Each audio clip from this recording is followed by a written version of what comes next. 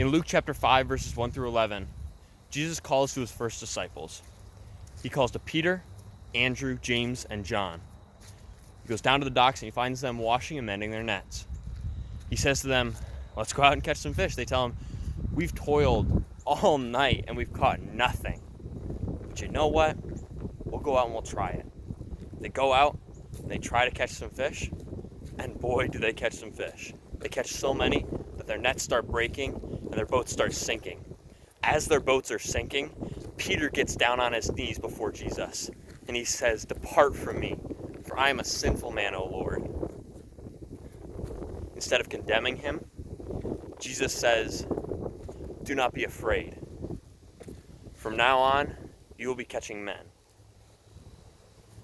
Instead of telling Peter that he's more sinful than he already knows, which would be the truth, Jesus says, "Do not be afraid."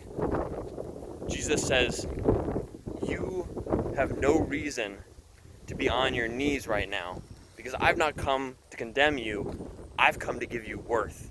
I've come to redeem you from your sins." And as Peter feels like he's at the lowest point of his life, he feels all the weight of his sin, all the weight of his guilt upon him, Jesus says, "From now on you will be catching men." Jesus is giving Peter his purpose, and through this purpose, he's giving Peter worth.